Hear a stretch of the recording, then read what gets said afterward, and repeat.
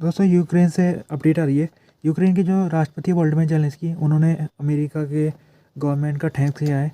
America की जो government है उसने कल 250 मिलियन डॉलर यूक्रेन के लिए जारी कर दिया गया है। और अभी बताया जाए तो जो यूक्रेन के राष्ट्रपति हैं उन्होंने अमेरिका का धन्यवाद में उन्होंने ये चीज़ कही है कि अमेरिका और यूरोप, ये अगर इनका प्रोटेक्शन करना है दोनों का, तो इस समय रसिया को खदेड़ना बहुत ज़रूरी है। नहीं तो रसिया को अगर खदेड़ना नहीं गया तो पहले वो यूरोप को निशाना बनाएगा, फिर वो यूएस की तरफ भी आ सकता है। अभी देखा जाए तो इस साल कुल मिला के 24 बिलियन डॉलर की हेल्प यूक्रेन को मिल चुकी है। और उस हेल्प से यूक्रेन ने बड़े बड़े एडवांस वेपन भी उसके पास पहुँचे, पेट्रियट मिसाइल, अब्राहम टैंक्स, ये इस तरह से एडवांस उसको इस बार हथियार पहुँचे। अभी ये 250 मिलियन डॉलर कल के दिन जो जारी हुए यूएस की तरफ से, वो आखिरी पैसा है जो अभी तक जारी हो रखा था। इसके बाद जो भी पैसा यूक्रेन को जाएगा उसको पहले सीनेट में पास होना पड़ेगा, और सीनेट में अभी तक वो पास नहीं हो पा रहा है। 60 बिलियन डॉलर का एक यूक्रेन को बिल ला रखी है सरकार, लेकिन उसको पहले पास कराना है सीनेट में, जो कि अभी तक नहीं हो पा रहा है। तो सरकार कोशिश कर रही है कि किसी तरीके से सीनेटर को बनाने के लिए कि वो तैयार हो जाए। अगर वो नहीं तैयार होते तो फिर अमेरिका के लिए दिक्कत शुरू हो जाएगी। अमेरिका की सरकार चाहकर भी पैसा नहीं भेज पाएगी तब ऐसे सिचुएशन में। कल के दिन जो रसिया के फॉरेन मिनिस्टर है सर्गेई लैवरोव, उन्होंने इंटरव्यू दिया है टास एजेंसी के साथ। उन्होंने इंटरव्यू में बातचीत में कई महत्वपूर्ण बातें की है। जैसे पहले उन्होंने कहा है कि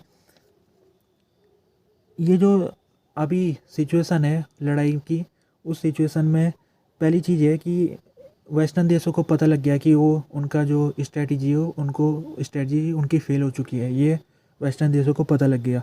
अब वो क्या कर रहे हैं, छुप के वो पीस करने की कोशिश कर रहे हैं वो। तो उनका कहना है कि पहली चीज़ ये है कि वेस्टर्न डोमिनेंस अब वो हटता जा रहा है दुनिया से। एक समय था जब पूरे दुनिया में वेस्टर्न डोमिनेंस हुआ करता था, लेकिन अब वो दौर जा चुका है। इसके अलावा उन्होंने ये कहा है कि इस समय जो वेस्टर्न देश है वो अपनी बात को मनाने के लिए किसी भी हद तक जा सकते हैं। यानी कि वो न्यूट्रल देशों को भी कोलेटरल डैमेज अगर उनको अपने इंटरेस्ट के लिए बनाना पड़ेगा तो वो बनाने के लिए तैयार है।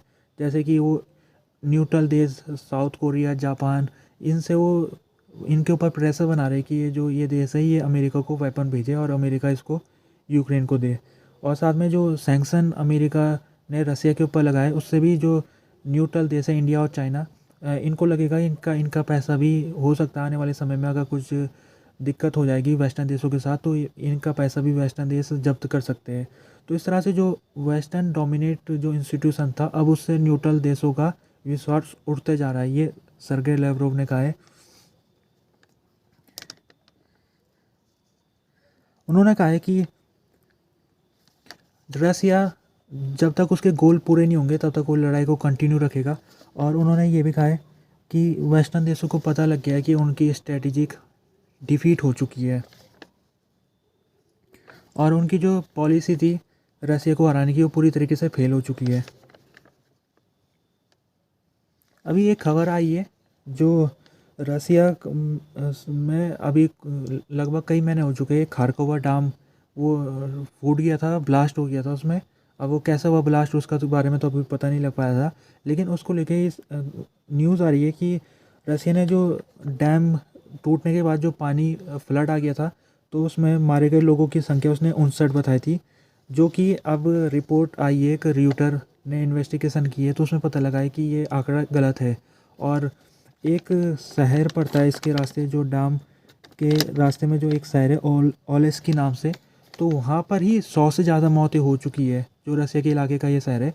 तो अगर इस एकमात्र शहर में अगर 100 लोग मारे गए थे बाढ़ के कारण, तो जाहिर सी बात है कि दूसरे इलाकों में भी ज़्यादा लोग मारे होंगे। तो ये जो आंकड़ा रसिया ने दिया है वो गलत आंकड़ा है, और सैकड़ों लोग इस खारकोवा डैम में जब ये बाढ़ आ गई थी तो उसके बाद ये मारे गए थे। और अगर बात की जाए तो जैसे कि एक व्यक्ति है जो यहाँ पर मौजूद था जब ये डैम में विस्फोट हुआ था, और इसने कहा है कि ये रसिया की जो गवर्नमेंट है उसने जो डेथ सर्टिफिकेट है उसको उसने खुद जारी किया है। और इसके अलावा जिन डेड बॉडीज़ की कोई उनको क्लेम करने वाला व्यक्ति नहीं था, तो उस डेड बॉडीज़ को उन्होंने काउंटिंग नहीं की है उसकी।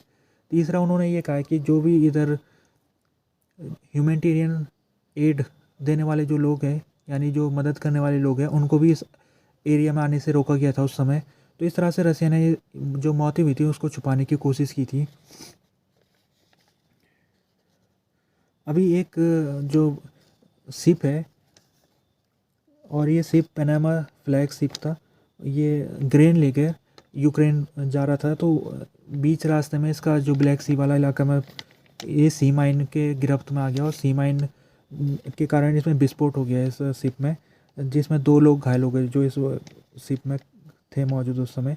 और अगर बताया जाए तो ये जो ब्लैक सी का इलाका है, यहाँ पर रसिया ने एक सी माइन बिछा रखी रास्ते में, और ये जो ब्लैक सी का इलाका है, यहाँ से यूक्रेन के पास एकलौता ये रास्ता है जिसके तहत वो अपने ग्रेन एक्सपोर्ट को यहाँ से भेज सकता है।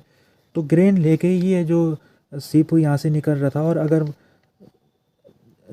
लगभग कुछ महीने पहले तक तो एग्रीमेंट बना हुआ था रसिया और यूक्रेन और दूसरे देशों के बीच में, जिसमें रसिया ने यहाँ पर परमिशन दे रखी थी यूक्रेन को ग्रेन एक्सपोर्ट करने की, लेकिन उसने कुछ महीने पहले वो एग्रीमेंट को तोड़ दिया था। उसके बाद यहाँ पर उसने पूरे ब्लैक सी में सी माइन बिछा रखी है, जिस कारण जो यूक्रेन की तरफ जो शिप निकलते हैं उनको खतरा रहता है काफ़ी ज़्यादा, कहीं वो सी माइन की चपेट में ना जाए।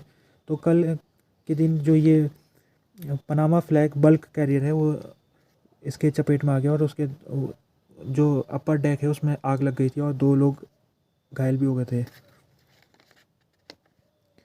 अभी यूक्रेन में आज के दिन रसिया ने ड्रोन अटैक किया है। 8 ड्रोन अटैक हुए थे, जिसमें से 7 ड्रोन अटैक को इंटरसेप्ट कर दिया था यूक्रेन ने। और इसके अलावा रसिया का भी कहना है कि उसका जो क्रीमिया का क्षेत्र है वहाँ पर यूक्रेन ने ड्रोन अटैक करने की कोशिश की थी, उसको भी रसिया ने मार गिराया।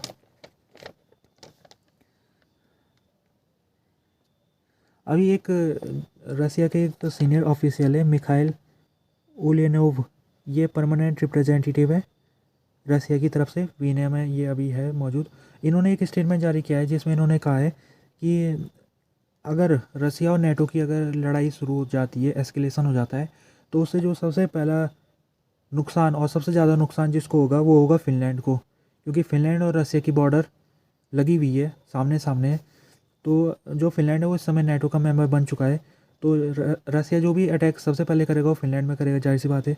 तो उन्होंने कहा है कि अभी फिनलैंड के साथ हमारे संबंध कितने अच्छे थे, पिछले 70 सालों से हम दोनों के संबंध अच्छे थे, लेकिन जब से फिनलैंड ने नेटो के कैंप में चले गया है तब से फिनलैंड ने लगता है कि अपने पाँव में उसने खुद ही गोली मारी है। और अगर बात भी किया जाए फिनलैंड का, अगर रसिया के साथ संबंध देखा जाए तो एक ज़माना था जब ये फिनलैंड रसिया के क्षेत्रफल में हुआ करता था, और उस फर्स्ट वर्ल्ड वार के बाद ये अलग हो गया था रसिया से। उसके बाद फिर इसने अपने इंटीग्रिटी और इंडिपेंडेंस को सुरक्षित रखने के लिए इसने एक विंटर वार भी रसिया के खिलाफ लड़ा था। सेकेंड वर्ल्ड वार के बाद इसने एग्रीमेंट साइन किया था रसिया और जो वेस्टर्न देश है दोनों के साथ मिलकर, जिसमें इसने न्यूट्रलिटी की पॉलिसी अपनाई थी फिनलैंड ने। लेकिन अब जब से यूक्रेन के ऊपर रसिया ने अटैक किया तो तब ये जो फिनलैंड है इसको लगा कहीं इसके ऊपर भी रसिया अटैक ना कर ले, तो ये इसकी जो सरकार है फिनलैंड की, ये नेटो के कैंप में चली गई, और ये अब नेटो का मेंबर बन चुका है फिनलैंड।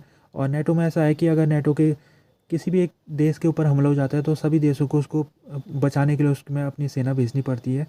तो जाहिर सी बात है अगर रसिया और नेटो के आने वाले दिनों में एस्केलेशन होता है तो फिनलैंड को सबसे ज़्यादा नुकसान होगा, ये तो तय है।